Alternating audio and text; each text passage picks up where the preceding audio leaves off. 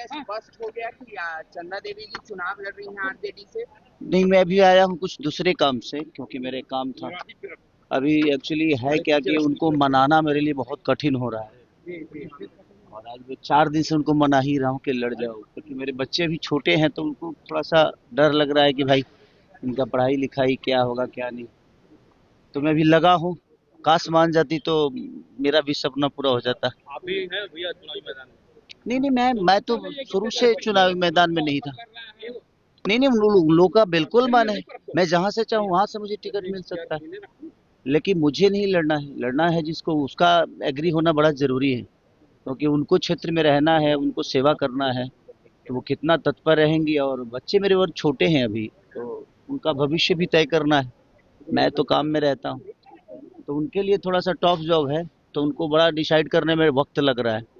मैं 4 दिन से मना ही रहा हूँ, अभी तक मना रहा हूँ कि भाई अभी 2 दिन वक्त है, मान जाओ।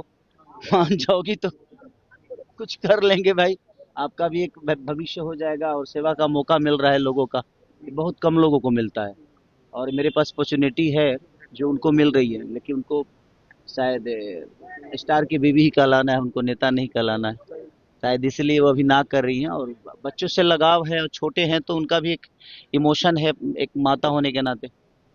अभी देख रहा हूँ, अगर आज आज अगर मान गई, कल मान गई, तो फिर मुझे आज ही शाम को निकलना है मुंबई, क्योंकि मेरा अर्जेंट एक काम था घर का कुछ, उसके लिए मैं आया।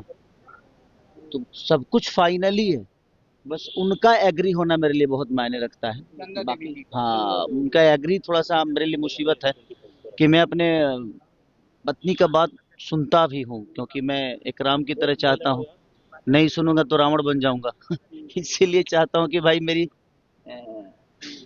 पत्नी सीता की तरह मुझे समझा दे, और मैं मान के उसको पूरी दुनिया में जहाँ भी जाना होगा लेके जाऊं। तो कोशिश ये है, बट थोड़ी सी मैं उनसे जोर जबरदस्ती भी नहीं करता, क्योंकि उनका अपना इच्छा पहले होना बड़ा जरूरी है। और एक महिला है, हाउस वाइफ है, तो उनको अब समाज के बीच में अचानक से आना, और बहुत सारी चीजें बदलेगी, उनको बोलना भी है, उनको अब लोगों के हक के लिए कहना भी है, तो वो सारी चीजें थोड़ी सी उनके लिए टफ है। तो उनका भी विषय सही है कि भाई मैं एक अचानक से एक घर से अचानक से, हमनी के कहल ना जला कि इनार में के बेंग अचानक से तनी बहरी निकले तो लगला जी दुनिया इतना बड़बा का। तो वो सारी चीजें कि वो बेचारी एक हाउस वाइफ है, और उनको थोड़ा सा उनके लिए समाज में जाना, समाज में बोलना, समाज को हैंडल करना थोड़ी सी कष्टदायक है उनके लिए, बट कोशिश में हूँ मैं। आप लोग भी भगवान से मनाइए कि ओ मान जाए, मान जाएंगी तो मेरे लिए एक होता है ना कि एक सपना है कि नहीं, मैं अपनी पत्नी को भी एक बड़े लेवल पे देखना चाहता हूँ, कि वो भी वहां जाए जहाँ पूरी दुनिया का वो भी सेवा करे, अपनी ऊर्जा से, अपनी ताकत से, अपनी क्षमता से, और दुनिया को, अपने विधानसभा को एक नई दिशा में लेकर जाए। मेरा यही विषय है, मैं इसीलिए प्रयास कर रहा हूँ। 4 दिन से लगातार मैं मुंबई में इसीलिए था कि ताकि वो मान जाए। अभी भी 2 दिन वक्त है, आज अगर मान जाएंगी तो फिर उसी लिए मैं शाम को फिर जा रहा हूँ, तुरंत आके और फिर जाऊंगा कि भाई मान जाओ।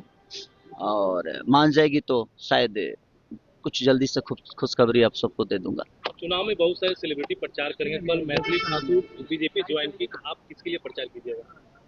मैं तो शुरू से, मैं कहीं ना कहीं मैं तेजस्वी भैया से बहुत ज्यादा प्रभावित भी हूँ। एक बड़े भाई छोटे भाई का हम लोगों का रिश्ता है, तो कोशिश मेरी रहेगी, मेरी नहीं बल्कि उन्हीं की कोशिश रहती है कि बाबू आप आओ, और उनके बातों को मैं कभी काटता नहीं, जिसको मैं मानता हूँ उसको दिल से मानता हूँ। तो प्रयास यही है कि मैं उनको भरपूर जिताने की कोशिश करूँ, और ज्यादा से ज्यादा सीट लाने की कोशिश करूँ। सर, छठ महापर्व है अपकमिंग, आपकी सॉन्ग कौन सी आ रही है? अभी सारे मैं पांच गाने अभी लगातार मेरे आएंगे छठ के, क्योंकि रिकॉर्डिंग हो चुके हैं, शूट भी हो चुका है, सारी चीजें हो चुकी है। बस अब धीरे धीरे दो दो दिन तीन दिन गैप देके आएंगे सारी चीजें। गाना गुनगुना दीजिए सर। बस छठ के छठी मैया सबको ऐसे ही कुशल रखे, रात भर जगा हो यार। मैं भी हाँ सर, एक और स्टार है, उनके घर में आग लगी हुई है, उसको लेकर भी आग लगी है, किसके घर में?